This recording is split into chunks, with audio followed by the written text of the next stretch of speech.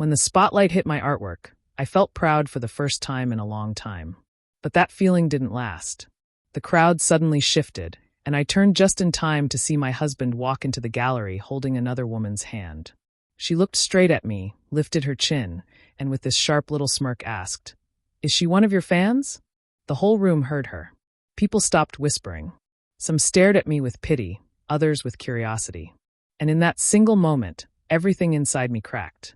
Stick with me while I share my story, and if it touches you, don't forget to support our channel by hitting that subscribe button, dropping a like, and sharing it with the people you care about. My name is Hannah Cole. I'm 34, and I've spent years trying to build a career as an artist. It wasn't easy. I used to work long hours at a small design studio just to pay rent while painting late into the night, hoping one day someone would notice my work. When the gallery finally offered me a spot, it felt like the reward for every sleepless night and every moment I doubted myself. Ethan, my husband, was supposed to be happy for me. At least that's what I believed. When we first got married, he said he admired how passionate I was. He said he loved how I saw the world differently. But somewhere along the way, things shifted. He became distant, distracted. He would brush off conversations about my art and talk more about how unstable my career looked. I tried to understand. He worked long hours in corporate finance, and he stressed about bills more than I did. So I stepped back. I took fewer commissions so I could keep our home running smoothly. I picked up extra chores, cooked dinner, and tried to make his life easier. I told myself it was temporary, that once things settled, we would support each other again. I ignored the little signs, his late nights, the way he guarded his phone, the tired excuses. I told myself I was overthinking, that marriage had its phases. But deep down, I felt the distance growing.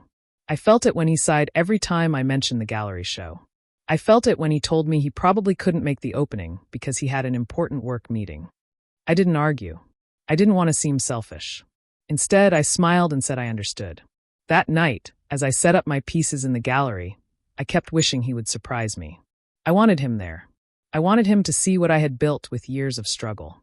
I wanted him to be proud of me. So when he walked in with her, holding her hand so casually, looking comfortable and confident, everything fell silent inside me.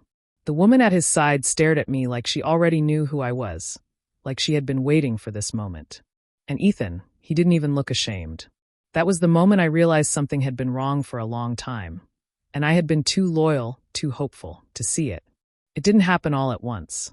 The changes in Ethan came in small pieces, little things that didn't seem serious on their own, but began to add up. At first, he started coming home later than usual.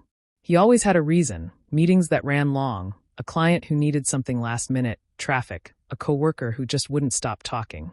I believed him because I wanted to. I told myself that work stress could make anyone act differently. But then the late nights became normal. Sometimes he wouldn't come home until after midnight.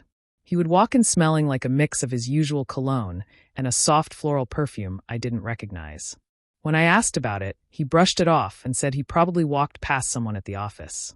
I knew how office buildings smelled. They didn't smell like expensive perfume that sticks to a shirt collar. The phone calls were next. He started stepping outside to take them, talking in a low voice, pacing along the porch. When he came back inside, he always acted like nothing happened. But I could see the change in his expression, his face tight, his jaw clenched, his eyes avoiding mine. Once I heard him whisper, "I told you I'd handle it," before he noticed I had walked into the hallway. He ended the call quickly and acted annoyed that I had even heard his voice. He also became short-tempered with me, especially when I talked about the gallery opening. Whenever I mentioned how excited I was or how much work I needed to finish, he would sigh and say something like, "You're putting too much pressure on yourself," or, "It's still just a hobby, Hannah. Don't stress over it." That word always stung, hobby. He said it casually, but I felt it like a slap. He knew how much this meant to me. He knew I had been dreaming of this chance for years. Yet he chose the one word that made it sound childish and unimportant. There were moments when I wanted to confront him, to sit him down and ask what was happening to us. But every time I tried, he shut down. He would say he was tired or didn't want to argue. I convinced myself it was better to keep the peace. I thought maybe if I stayed patient, things would go back to normal. The only person who noticed something was seriously wrong was my best friend, Marissa Lane. She had known me since college and could read my mood with one glance.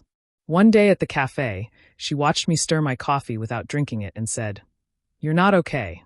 Talk to me." I told her the truth, not everything, but enough. About the late nights, the phone calls, the perfume. I tried to laugh it off, but my voice shook. Marissa didn't smile. She leaned forward and said gently, "Hannah, these aren't small things. Don't ignore your instincts." I told her I trusted Ethan. I told her he was just stressed. I told her I had a big show coming up and didn't want to create drama before it. She didn't argue, but her eyes said she didn't believe a word. Looking back, she saw the signs long before I let myself see them. But at that time, all I wanted was to stay loyal, to hold on to the marriage I had worked so hard for. I wasn't ready to accept the truth, not yet. The night before the opening, I was sitting at the kitchen table going over the final checklist for the event. Ethan walked in, loosened his tie, and said it as casually as if he were mentioning the weather. "I won't be able to make it tomorrow. There's a critical work meeting I can't miss." For a second, I didn't understand what he meant. I just stared at him, waiting for him to crack a smile and say he was joking. But his expression didn't change. He didn't look sorry. He didn't even look conflicted. He just looked done, like he had made a decision long before this moment. My heart dropped, but I forced myself to nod. "Oh, okay. I get it." I didn't get it. Not even close. He gave me a short explanation about how his boss had scheduled it last minute, how it was important for a project, how he didn't have a choice. The more he talked, the more the lies wrapped around themselves. His story didn't match the things he'd said earlier that week, but I kept my mouth shut. I didn't want to start a fight the night before the biggest moment of my career. Still, it hurt. For months I had imagined him standing next to me, proud, supportive, finally seeing what I had worked so hard to create. Instead, he acted like my opening was an inconvenience. After he went to shower, I sat there alone, staring at the list in front of me. My hands were shaking just a little. I didn't want to cry. I wanted to be strong, but the disappointment pressed on my chest like a weight. The next morning, Marissa came over to check on me. One look at my face and she asked, "What happened?" I told her the truth. Ethan wasn't coming. Marissa didn't even try to hide her reaction. "He's lying," she said softly but firmly. "He doesn't skip something like this unless he's choosing to." Her voice wasn't angry, just tired, like she had expected this long before I did. I tried to defend him, but the words felt weak even to my own ears. She could see me struggling and gently changed the subject. "I'll be there with you. I'll take pictures and videos for him. If he really can't miss it, at least he won't miss everything." Her tone made it clear she didn't believe he cared about seeing anything, but she said it for me, not for him. I agreed, grateful for her support, even if I didn't want to admit how badly I needed it. That evening, after everyone left the house, I went into my small studio. The light was dim, just the warm glow of a single lamp reflecting off the finished canvases. I ran my hand over one of the frames, feeling the texture, remembering the nights I stayed awake painting until dawn, the days I doubted myself, the months when I wondered if any of this would ever matter. I realized I had done all of it alone. Every piece in that room had been built from my own struggle, my own hope, my own hands. And even if Ethan didn't show up for me tomorrow, the work still existed. The chance was still mine. I took a deep breath, wiped my eyes, and told myself I could handle whatever came next. I believed that, at least for the moment. The night of the opening, I felt nervous but hopeful. The gallery was brighter than I expected, filled with spotlights, soft music, and people walking slowly from one painting to the next. Some were critics I recognized from magazines. Others were buyers who had flown in from out of state. A few reporters were taking notes. Every time someone stopped in front of my work, my heart lifted a little. For the first time, I felt like I belonged in a room like this. People shook my hand, told me how fresh my style felt, how emotional the pieces were. One woman said my work reminded her of the feeling of starting over after a long struggle. I smiled, grateful, trying to keep my focus on the moment instead of on the empty space beside me where Ethan should have been. I kept checking the time, telling myself I wasn't waiting for him. But every time the door opened, my head turned on instinct. Marissa stayed close to me, snapping photos of the displays and whispering small encouragements. "You're shining tonight," she said. "Enjoy it." For a while I did. I let myself feel proud, even if part of me was still hurting. Then, sometime after the curator finished her speech, the room shifted. I heard a group near the entrance go quiet, their whispers rising like a slow wave. People turned their heads toward the door. I followed their gaze, and my stomach dropped. Ethan walked in. Not in a rush, not apologetic, not even pretending he had come from a meeting. He was wearing the same suit he'd left the house in, the one he claimed he needed for work. But the problem wasn't the suit. It was the woman holding his hand. She was young, blonde, polished, and confident in a way that felt rehearsed. Her name was Aubrey Sinclair, someone I had heard about only once when Ethan mentioned a new consultant at work. I remembered him saying she was sharp and ambitious. Standing there now, with her arm linked through his, she looked more like someone used to being the center of attention. The room fell silent as they walked in. Ethan's eyes met mine for a moment. I saw a flicker of panic, but he didn't drop her hand. He didn't pull away. He froze, caught between guilt and pride, and said nothing. Aubrey looked directly at me, took in my dress, my name tag, the artwork around me, and then tilted her head with a smug smile. Her voice cut through the silence like a blade. "So," she said loudly, turning to Ethan, "is she one of your fans?" A few people gasped. Others stared openly, waiting for Ethan to correct her, to deny it, to say anything at all. But he didn't. He just stood there, stiff, silent, as if her words didn't matter, as if my humiliation wasn't happening right in front of him. My chest tightened so suddenly I could barely breathe. The embarrassment washed over me in a hot wave. A couple standing nearby exchanged uncomfortable looks. Someone whispered, "Isn't that his wife?" Aubrey didn't look embarrassed or confused. She looked pleased. Like she had wanted a reaction. Like she had wanted the whole room to see this moment. I felt something inside me shatter, not quietly but loudly, like glass hitting a floor. Everything I had been trying to ignore suddenly became impossible to deny. The late nights. The perfume. The distance. The lies. Marissa stepped closer, placing a hand on my back, grounding me, but I barely felt it. All I could see was Ethan, standing beside another woman, letting her speak for him, letting her humiliate me in front of everyone who mattered to my career. I wished he would say something, anything, but he didn't. And in that moment, the man I thought I knew felt like a stranger. I didn't make a scene. I didn't scream or throw anything. I simply felt my face go numb, my breathing turn shallow, and my legs carry me out of the gallery before the tears could fall in front of everyone. The cold air outside hit me harder than I expected. I walked down the sidewalk with my head low, trying to steady myself, trying to understand how the night I had dreamed about for years had turned into something I wanted to forget. Ethan didn't follow me. Not a single step. The man who used to chase me across rooms just to hear me laugh didn't even move when I walked out shaking. Marissa rushed after me, but I told her I needed a minute. She didn't argue. She just hugged me tight and promised to call later. When she finally left, I sat in my car for a long time, staring at the steering wheel, trying to piece together what I had just seen. When I got home, the house felt different, like the foundation had shifted. I sat on the edge of the couch, still in my dress, staring at the dark hallway. Around midnight, I heard the front door open. Ethan walked in quietly, like he didn't want to disturb anything. He didn't look ashamed, just tired and annoyed. "Hannah," he sighed, "you left so suddenly. You made things awkward." I couldn't believe he said that. I couldn't believe he thought I was the problem. He sat down across from me and started explaining himself without any emotion in his voice. "Aubrey is a business partner. That's it. We had to talk about a project. She thought the gallery was open to everyone. She didn't mean anything by what she said." I watched him carefully, remembering the way Aubrey held his hand, how comfortable they looked together, how she smirked like she already knew where she stood in his life. His story didn't match the picture I had seen. Business partner didn't hold someone's hand like that. Business partner didn't walk into my event dressed for a romantic night out. Ethan continued to talk, making excuses, complaining about how people misunderstood, as if the entire gallery had imagined what happened. I didn't interrupt. I just listened and felt something in me slowly detach. He wasn't trying to fix anything. He was trying to smooth over the embarrassment he felt. By the next morning, I had barely slept. While making coffee, I got a strange envelope in the mail. No name, no return address.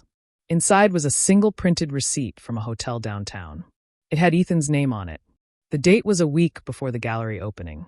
The room was for 2 people. I sat down, the paper trembling in my hand. Whoever sent it didn't include a message. They didn't need to. The truth was loud enough. Later that day, I learned from someone in Ethan's department, someone who didn't want to be involved but clearly felt guilty. that Aubrey had shared photos of their partnership dinner through private work circles. The pictures didn't look professional. They looked intimate. Soft lighting, wine glasses, his jacket off, her leaning close. Everything snapped into place then. The late nights. The perfume. The mood changes. The lie about the meeting. The way he didn't even seem surprised when she humiliated me. It hadn't started that night. It hadn't started last week. It had been going on long before I allowed myself to suspect anything. And sitting alone in my quiet kitchen, I realized I had been living beside a man who had already left me long before he ever walked into that gallery holding another woman's hand. The morning after everything fell apart, Marissa showed up at my door without calling first. She took one look at my face and stepped inside, shutting the door behind her. I didn't have the energy to pretend I was okay. I just sat at the table with the hotel receipt still lying there. She picked it up, read it once, and set it down gently like it was something fragile. "Hannah," she said softly, "you can't let him walk all over you like this. Not after everything you've built. Not after what he did to you last night." I didn't answer. I was still numb. Everything felt heavy, foggy, unreal. Marissa pulled out a chair and sat across from me. "Listen to me," she said. "Don't react emotionally. That's what he expects. You need to fight smart. Quiet. Calm. And you need to protect yourself." Her words hit me harder than I expected. For the first time since the gallery, something inside me clicked. Not anger, not pain, but clarity. I had been trying to hold on to something that wasn't holding on to me. And now I needed to protect what was mine. With Marissa's help, I opened my laptop and began checking our joint accounts. I never paid much attention before. Ethan always said he handled the numbers. I trusted him. But the moment I logged in, I saw things I had never noticed. Money missing. Not small amounts, large withdrawals spaced weeks apart. I clicked through the statements slowly, my heart pounding harder with every page. There were restaurant charges at places we had never eaten together. There were spa transactions. There were booking codes that matched the hotel receipt I had in my hand. Then I saw something worse, flight tickets. 2 seats. One under his name. One under hers. I leaned back in my chair, stunned. He had used our money I earned too, money we saved together, to take her places, to treat her, to build a life with her behind my back. Marissa squeezed my hand, but didn't say anything. She knew I needed to see the truth fully, without anyone softening it for me. I checked emails next. I had access to the account we used for bills and work. Buried in the drafts folder were messages Ethan had written to Aubrey about future plans and moving things forward. He even complained about how emotionally demanding I was, as if my trust and loyalty were burdens he had to escape. Then, at the bottom of the inbox, I found documents related to my artwork contracts, the ones I thought I had signed cleanly. I opened one and felt my heart sink. There was an additional signature line on a page that had nothing to do with my work. Ethan had signed something giving himself partial control over proceeds from the gallery sales, buried under legal language I hadn't noticed. He had slipped those pages into the packet, trusting that I wouldn't read every word. And he had been right. I hadn't. The betrayal was suddenly far bigger than a broken marriage. This wasn't just emotional. It was financial, personal, deep. He wasn't just cheating on me.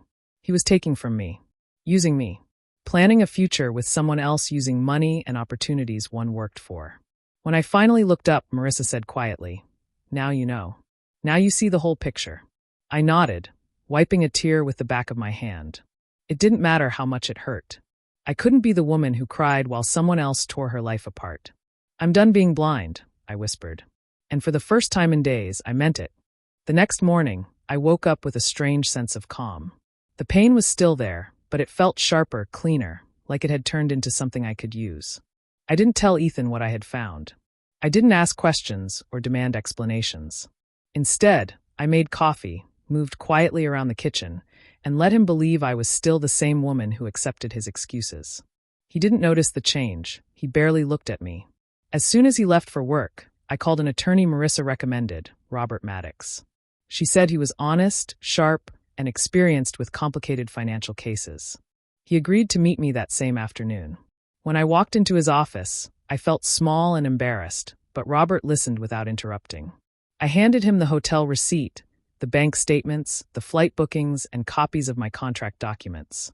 He looked through everything with a calm, steady expression. After a long moment, he said, "You've been betrayed on more than one level. But the good news is, you caught it in time. We can protect you. He explained each step clearly, making sure I understood. First, we separated my finances from Ethan's. Robert helped me open a new account that Ethan couldn't access. He guided me through transferring my portion of savings and income, every dollar that legally belonged to me. Second, we froze the accounts that Ethan had been draining. Robert showed me how to legally lock any account tied to my earnings, especially those connected to the gallery. Ethan would no longer be able to touch profits from my artwork. Third, we began documenting everything. Every receipt, every suspicious withdrawal, every email, every signature he slipped into my contract. We created a file large enough to expose every wrong move Ethan had made. Robert said, "The more quiet you stay, the stronger your position becomes." So I stayed quiet. When Ethan came home, I greeted him like nothing had changed. I asked about his day. I cooked dinner. I didn't mention the missing money or the hotel or the contract. I didn't even mention Aubrey. He seemed relieved, almost smug, believing my silence meant I had accepted his story. He had always mistaken my kindness for weakness. I watched him closely. He walked around the house relaxed, humming while he showered, answering texts with a faint smile. He had no idea that every move he made was being placed into a growing file that would eventually corner him completely. At night, when he fell asleep beside me, I lay awake and planned. I remembered the look on his face at the gallery, the way he didn't defend me, the way he let Aubrey mock me in public. He thought he had won. He thought I would crumble, apologize, or cling to him out of fear. But he didn't know who I was anymore. During the day, I met with Robert, signed documents, gathered more information, and secured every part of my life Ethan had tried to mix himself into. I learned how to protect myself in ways I never expected to need. At home, I stayed calm and polite, letting Ethan believe everything was fine. Every word I spoke was measured. Every smile was controlled. Every silence was intentional. I didn't yell. I didn't confront him. I simply waited. Because now, I wasn't just a wife he had betrayed. I was the woman who was preparing to take back everything he had tried to steal, and expose every secret he thought he had hidden. A few days later, Ethan approached me in the living room with a stack of papers in his hand. He had that calm, measured look he always used when he wanted me to think he was being reasonable. "Hannah," he said, "I think you're overreacting about the gallery and all of this drama. I just want to help you. I can manage your contracts, handle the finances, and make sure your career grows. You don't have to worry about anything." He slid the papers across the table. My eyes landed on them. They were contracts transferring ownership of my gallery rights to him. Every word, every clause, designed to strip me of control I had fought so hard to earn. I stared at him, my chest tightening. I need some time to think," I said carefully. I didn't want him to notice my fear, my anger, or the suspicion that had been growing like fire in my chest. He smiled, thinking I was hesitating out of concern or uncertainty. Later that night, curiosity and a growing suspicion gnawed at me. I decided to follow him. I didn't make it obvious. I stayed in my car at a distance, watching him drive through the city lights until he parked near a rooftop bar I had never noticed before. I saw him step out, and then Aubrey appeared beside him, looking flawless and smug. They entered together, laughing softly. My stomach churned. I kept my distance, hiding behind a corner, careful not to draw attention. Inside, I could hear them even before I saw them clearly. Ethan was leaning close, talking in a low, satisfied voice. "Once she signs those papers," he said, "I'll own everything she makes. Every sale, every commission, every contract. She won't have a thing left." Aubrey laughed, a high, sharp sound that cut through me. "She's too soft to fight us," she said, swirling the wine in her glass. "She'll hand it over without a second thought. You don't even need to pressure her." I froze. My chest felt tight, and a wave of heat rushed to my face. They were celebrating, already counting on my failure before I even knew how far I would go. They weren't just betraying me emotionally, they were trying to destroy everything I had built, my career, my independence, my life. I stayed there, silent, listening to them talk about plans, laughing about how easy it would be. Every word, every laugh, every confident glance between them fueled a fire inside me. The betrayal wasn't abstract anymore. It was real, tangible, and dangerous. I realized then that Ethan had been planning this for months. Every late night, every excuse, every calm reassurance was part of the same plan. He had trusted me to be too loyal, too naive, too gentle to fight back. As I drove home that night, my hands gripping the wheel, my mind raced with what I had to do next. This wasn't just about heartbreak anymore. This was about survival, about taking back what was mine. I knew the time for patience was almost over. The fire inside me had been lit, and it wasn't going out until they both felt the weight of every wrong they had done to me. A week later, I walked into a bright, sunlit room filled with art collectors and investors who had attended the gallery the night of the opening. The tension was heavy in the air, but I held my head high, calm, and steady. Ethan and Aubrey were already there, talking quietly with some of the investors, completely unaware of what I had planned. I let the room settle before speaking. "Thank you all for coming," I said, my voice steady but firm. "I wanted to share a little more than just my artwork today." People glanced at me, curious, sensing a shift in tone. I reached into my bag and pulled out a folder, placing it on the table where everyone could see. Inside were copies of everything: printed proof of Ethan's affair, hotel receipts, flight bookings, accounting records showing he had secretly taken money from our joint accounts, recorded audio of him bragging about taking control of my career, and paperwork proving I had already removed his access to my finances. Gasps filled the room. Ethan's face went pale. Aubrey's confident smile faltered. The investors leaned forward, reading through the documents, whispering to each other. Ethan opened his mouth, trying to explain, but the evidence spoke louder than any excuse. I stayed calm, letting the proof do the talking. I didn't shout, I didn't cry, I didn't beg. I simply showed the truth. The truth of his lies, his betrayal, and his attempts to steal everything I had worked for. One by one, the investors began murmuring, their whispers turning into open discussions about Ethan's credibility and trustworthiness. Some shook their heads, disappointed. Some looked at me with admiration for uncovering the deception. Aubrey tried to laugh it off, but her bosses were there, watching closely. The shift in the room was immediate and unmistakable. Ethan's reputation, the very image he had cultivated over years, collapsed in front of wealthy buyers and industry leaders. The same man who had walked into my gallery smirking now stumbled over words, trying to salvage anything, but there was nothing left to save. Aubrey shrank back, realizing the trouble she had brought on herself by being part of the scheme. Within days, Ethan was removed from all financial access related to my work. He lost his job when the company learned of his dishonesty. The marriage, already broken by months of lies, ended quietly, legally, and completely. Aubrey's company began an internal investigation, questioning her involvement, and she faced consequences for her part in the plan. Sitting there in the brunch room, I felt a weight lift from my shoulders. The fear, the humiliation, the betrayal, it had all been acknowledged and addressed. I hadn't needed to yell, to fight physically, or to beg for justice. I had prepared, acted smart, and let the truth speak for itself. For the first time in months, I felt a sense of calm, of control. My life, my career, my reputation, all of it was intact, protected, and stronger than ever. I realized then that facing betrayal didn't mean losing yourself. It meant finding the courage to take back everything that was yours, and making sure those who tried to destroy you could no longer hurt you. Months after the brunch, my life had changed in ways I never imagined. I signed a major contract with a prestigious gallery in New York. The opportunity was everything I had worked for, and for the first time, I felt recognized not just as someone's wife, but as an artist in my own right. Every step I had taken to protect myself and fight back had led me here. I used part of the money I earned from the contract to buy my own studio. It was small, but it was entirely mine. No one could walk in uninvited, no one could claim it, no one could try to control it. Walking into that space every morning, seeing my canvases on the walls, knowing that every decision was mine alone, gave me a feeling of freedom I hadn't felt in years. Ethan reached out a few weeks later.